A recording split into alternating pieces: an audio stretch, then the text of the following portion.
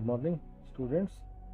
तो यहाँ हम लोग देखेंगे जो BSc part third paper second के जो टॉपिक हमारा फर्स्ट यूनिट का चल रहा था एब्जॉर्प्शन ऑफ वाटर, इसका भाग जो थर्ड है उसे तो थर्ड पार्ट के अंदर आज हम लोग देखेंगे कि वाटर एब्जॉर्प्शन का प्लांट्स के अंदर क्या मैकेनिज्म रहता है। वाटर एब्जॉर्प्शन प्लांट्स द्वारा किस प्रकार से किया जाएगा, उसी के अंदर हम लोग देखें कि सबसे पहला जो भाग है वो है एक्टिव एब्जॉर्प्शन ऑफ वाटर, दूसरा है पैसिव एब्जॉर्प्शन ऑफ वाटर। तो वाटर एब्जॉर्प्शन जो प्लांट्स द्वारा है वो मैंने जैसा पिछले वीडियो में आपको बताया था कि जल का अवशोषण पौधे की रूट्स के द्वारा किया जाता है, और रूट्स में भी जो मैच्योरेशन जोन है रूट का, यानी कि जहाँ रूट हेयर प्रेजेंट होंगे या जहाँ जो सेल्स का डिफरेंशिएशन हो चुका होगा उसी भाग के द्वारा जल का अवशोषण किया जाता है। तो सॉइल के अंदर उपस्थित जो सॉइल सॉल्यूशन है या जो सॉइल वाटर है उसका एब्जॉर्प्शन रूट हेयर्स द्वारा किया जाता है। अब रूट हेयर से जल जाइलम तक जो पहुंचता है, यानी कि रेडियल जो वाटर का ट्रांसपोर्ट है, उसे हम लोग क्या बोलते हैं, वाटर एब्जॉर्प्शन। वाटर एब्जॉर्प्शन की प्रक्रिया दो प्रकार से होती है।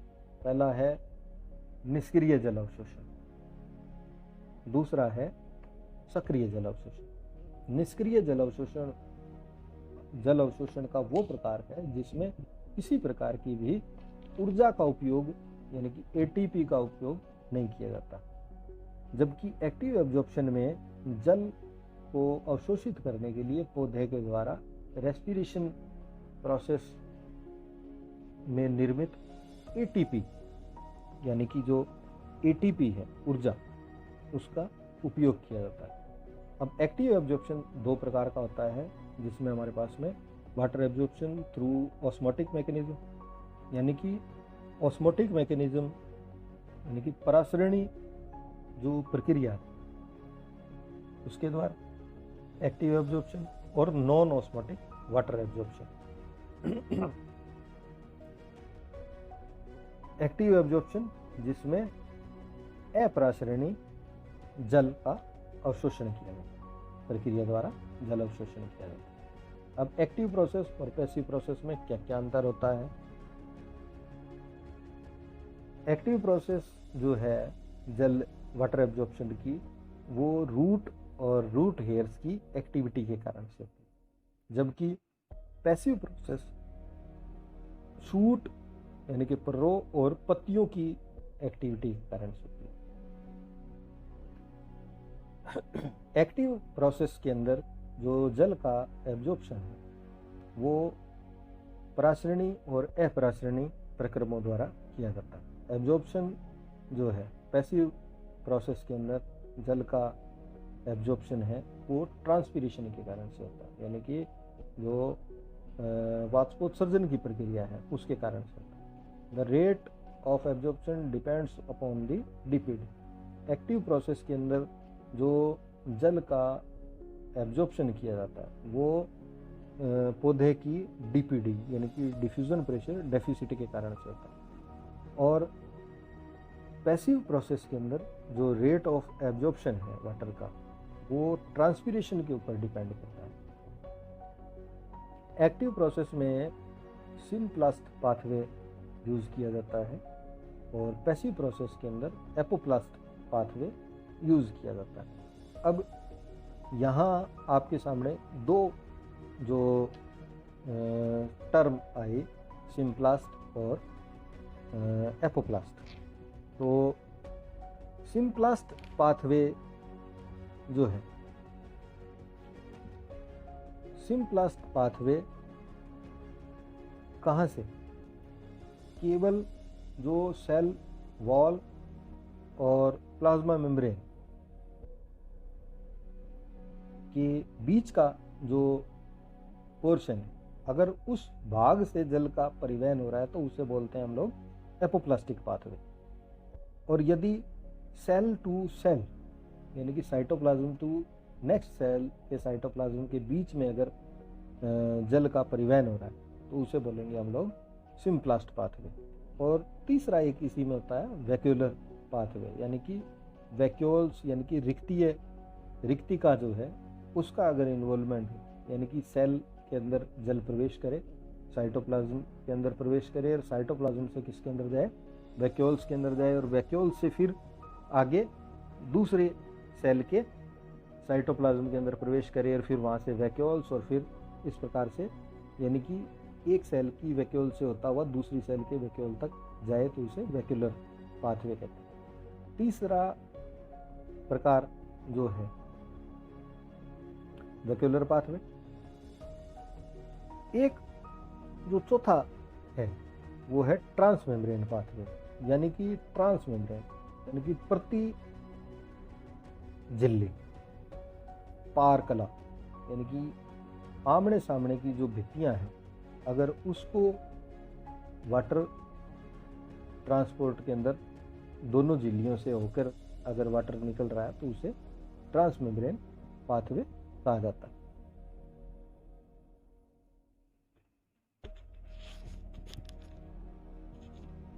यहां देखें हम लोग active absorption of water through osmotic mechanism of water absorption in plants के अंदर, जैसा कि आपको पता है कि रूट हेयर्स जो है वो रूट हेयर्स जल को अवशोषित करती हैं, और जो रूट हेयर्स हैं इनके अंदर उपस्थित वैक्यूल्स के अंदर से होता हुआ जल कॉर्टिक एपिब्लेमा जो है, एपिब्लेमा से कॉर्टिकल रीजन, और कॉर्टिकल रीजन से पैसेज सेल्स के थ्रू होता हुआ एंडोडर्मिस और फ्लोएम को पार करके जाइलम तक पहुंचता है। एक्टिव एब्जॉर्प्शन के अंतर वाटर जो है वो डीपीडी ग्रेडियंट के कारण से जाइलम तक पहुंचता है, यानी कि यहाँ जो विसरण दाब न्यूनता है, विसरण दाब न्यूनता यानी कि जो सॉइल सॉल्यूशन और सेल के साइटोप्लाज्म के मध्य जो डीपीडी निर्मित होता है या सक्शन प्रेशर निर्मित होता है, उसके कारण से जल कहाँ पहुंचता है, जाइलम तक पहुंचता है। तो इसे हम लोग क्या बोलेंगे, एक्टिव ऑस्मोटिक वाटर एब्जॉर्प्शन। और ऐसा जल प्लाज्मोडेस्माटा से होता हुआ रूट के जाइलम तक पहुंचता है। Active water absorption, non osmotic water absorption. तो यहाँ नॉन ऑस्मोटिक वाटर एब्जॉर्प्शन जो है वो एनर्जी इसके लिए आवश्यक होगी। Water absorption against concentration gradient, यानी कि कंसंट्रेशन ग्रेडियंट के विपरीत इस प्रकार का जल अवशोषित किया जाता है, और इस प्रकार के जल अवशोषण के लिए एटीपी के निर्माण के लिए ऑक्सीजन की रिक्वायरमेंट होती है, और इसके कारण से रूट प्रेशर का निर्माण होता है, यानी कि एक पॉजिटिव प्रेशर है। रूट प्रेशर कैसा है, एक धनात्मक दाब है। यदि आप शूट को काट दें किसी पॉटेड प्लांट के अंदर, यानी कि गमले में लगे हुए पौधे का अगर अपन ऊपर से शूट काट दें तो यानी कि ट्रांसपिरेशन की जो सरफेस है वो ख़त्म हो गई, तो पौधे के स्टेम में कुछ देर तक पानी ऊपर की ओर चढ़ता है। तो वो किस कारण से होता है, यानी कि पीछे से कौन उसको रूट प्रेशर जो है वो उसको पानी को पुश कर रहा है, यानी कि एक धनात्मक दाब लग रहा है। पैसिव एब्जॉर्प्शन ऑफ वाटर के अंदर जो जल है वो किस रीजन से, मैंने आपको बताया था कि एपोप्लास्टिक पाथवे के माध्यम से जो सेल वॉल है और सेल मेम्ब्रेन के बीच में जो जल है वो ऊपर की ओर चढ़ता है, और इसका कारण पैसिव एब्जॉर्प्शन का कारण जो शूट है उसके अंदर क्रिएट नेगेटिव जो फोर्स है वो है, यानी कि ससंजन कोएशन टेंशन, ससंजन तनाववाद का जो सिद्धांत है उसके आधार पर जल ऊपर की ओर चढ़ता है। यहाँ आप लोग जैसे देखें कि रूट्स को काट दिया गया, एक ट्विग लिया है हमने प्लांट का और उसका रूट पोर्शन जो है वो काट दिया गया। बीकर के अंदर हमने पानी भरा है और जो वाटर एब्जॉर्प्शन के लिए जो इंस्ट्रूमेंट है वो हमने स्थापित किया और कैपिलरी जो है ट्यूब उसके माध्यम से जो पौधा जब लीफी सूट है तो उसमें ट्रांसपीरेशन होगा तो पानी को नेगेटिव फोर्स के कारण से ऊपर की ओर खींचेगा। यहाँ इस डायग्राम में अगर आप देखें तो आपके सामने जैसे जो ट्रांसपीरेशन है लीव्स के द्वारा वो शो किया गया है और जाइलम वेसल्स जो है वो रूट्स के माध्यम से पैसिव एब्जॉर्प्शन के कारण से जल को ऊपर की ओर खींच रही है। जल का जो विभव है वो विभव ट्रांसपीरेशन के कारण से क्रिएट होता है। जाइलम के अंदर एक नेगेटिव प्रेशर या ऋणात्मक जो दाब है वो उत्पन्न होता है और ऋणात्मक दाब के कारण से जो जल है वो ऊपर की ओर चढ़ता है। अब अगर आप देखें तो मीजोफिल सेल्स के अंदर साई की वैल्यू दिखाई गई है -30। वाटर वेपोर यहाँ स्टोमेटा के द्वारा बाहर निकल रही है तो इन्वायरमेंट के अंदर जो साई है या वाटर पोटेंशियल है वो मोर नेगेटिव है। मैंने आपको वाटर पोटेंशियल का जो टॉपिक पढ़ाया था उसमें मैंने बताया था कि वाटर का मूवमेंट हमेशा मोर नेगेटिव वाटर पोटेंशियल की ओर होता है, यानी कि कम ऋणात्मक से अधिक ऋणात्मक जो वाटर पोटेंशियल है उसकी ओर वाटर का मूवमेंट होगा। यानी कि जो वाटर पोटेंशियल है जीरो के नज़दीक नेगेटिव है, वहाँ से मोर नेगेटिव यानी कि जीरो से जितना ज़्यादा नेगेटिव वाटर पोटेंशियल जहाँ होगा उसकी ओर वाटर का मूवमेंट होगा।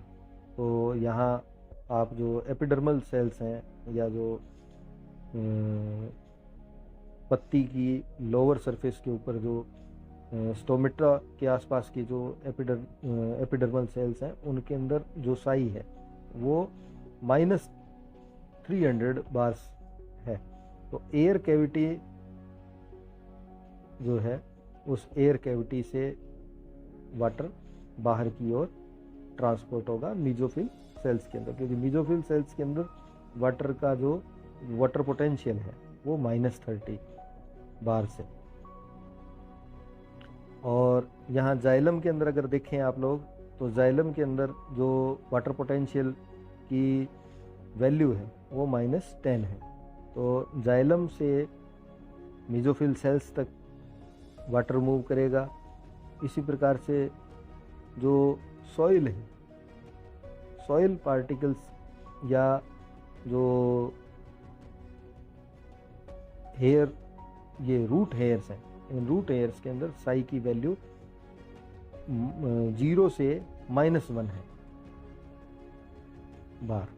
तो जाइलम के अंदर मोर नेगेटिविटी है वाटर पोटेंशियल की। इसी प्रकार से आगे आगे जैसे जैसे हम लोग वाटर का ऊपर की ओर ट्रांसपोर्ट होगा तो उन क्षेत्रों के अंदर वाटर की नेगेटिव वाटर पोटेंशियल की जो वैल्यू है वो अधिक नेगेटिव है। यहाँ हम लोग देखें कि मीजोफिल सेल्स में जो डीपीडी है यानी कि डिफ्यूजन प्रेशर डेफिसिट है उसके मान को कौन बढ़ा देता है? ट्रांसपीरेशन, यानी कि वाष्पोत्सर्जन मेसोफिल सेल्स के अंदर डीपीडी की वैल्यू को बहुत ज़्यादा बढ़ा देंगे, और इस डीपीडी के बढ़ने के कारण से जाइलम शैप के अंदर एक टेंशन क्रिएट होगी, यानी कि एक तनाव उत्पन्न होगा, एक नेगेटिव तनाव उत्पन्न होगा, और ऑस्मोटिक फोर्स जो है वो शूट सिस्टम के अंदर निर्मित होगा, और इस ऑस्मोटिक फोर्स के निर्मित होने के कारण से जो रूट्स हैं या रूट हेयर्स हैं वो वाटर का एब्जॉर्प्शन करेंगे। रूट हेयर्स पानी का पैसिवली या निष्क्रिय रूप से जल का अवशोषण करेंगे, और इसके लिए कारण क्या होगा? ट्रांसपीरेशन। जल के अवशोषण को प्रभावित करने वाले कारक कौन कौन से होंगे? तो इसमें अवेलेबल सॉइल वाटर, यानी कि जल की अवशोषण मात्रा को प्रभावित करने वाले कारकों में सबसे पहला कारण है अवेलेबल सॉइल वाटर। सॉइल के अंदर अबेंडेंट मात्रा के अंदर अगर पानी होगा तो उस वाटर का एब्जॉर्प्शन भी अधिक होगा। सॉइल वाटर अगर कम है या सॉइल सॉल्यूशन में वाटर कम है तो वाटर एब्जॉर्प्शन कम हो जाएगा। सॉइल एरेशन, यानी कि मृदा का वतन। CO2 जो सॉइल माइक्रोब्स से सॉइल के अंदर एक्यूमुलेट होती है वो सेल परमिएबिलिटी को कम कर देती है, तो इसके कारण से फिजियोलॉजिकल ड्राइनेस आ जाती है। ड्यूरिंग फिजियोलॉजिकल ड्राइनेस का कारण एक और भी है वाटर लॉगिंग। तो वाटर लॉगिंग के कारण से सॉइल के अंदर एरेशन की जो मात्रा है वो कम हो जाती है। सॉइल टेम्परेचर ऑप्टिमम जो है वो 20 से 30 डिग्री सेल्सियस टेम्परेचर है। अगर इससे ऊपर नीचे टेम्परेचर होगा तो दोनों ही कंडीशन के अंदर वाटर एब्जॉर्प्शन गिर जाएगा। Concentration of soil solution, soil solution की कंसंट्रेशन, यानी कि अगर सॉइल सॉल्यूशन की कंसंट्रेशन बहुत अधिक बढ़ जाएगी तो प्लांट वाटर को ग्रहण नहीं कर पाएगा। जैसा कि आपने देखा होगा जहाँ वाटर लॉगिंग की कंडीशन होती है, तो वाटर लॉगिंग वाले यानी कि जहाँ सेम की समस्या है उस सेम की समस्या वाले क्षेत्र के अंदर जो पानी है वो पौधा ग्रहण नहीं कर पाता, क्योंकि जो वाटर है उस वाटर के अंदर सैलिनिटी या सॉल्यूबल जो सॉल्यूट है उसकी मात्रा बहुत अधिक होती है, और इस कारण से जो पौधा है वो जल को अवशोषित नहीं कर सकता पैसिवली। वाटर एब्जॉर्प्शन की कुछ अदर मेथड्स हैं, जैसे वेलामेंट टिश्यू इन ऑर्किड्स।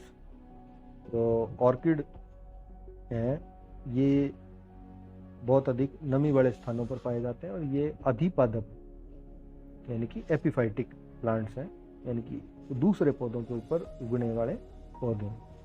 इनमें जो एरियल रूट्स पाई जाती हैं, और इन एरियल रूट्स के अंदर एक एपिडर्मिस और कॉर्टेक्स के मध्य में वेलामेन टिश्यू पाया जाता है।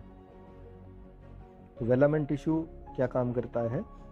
जो एयर का मॉइस्चर होता है इसको एब्जॉर्ब करता है।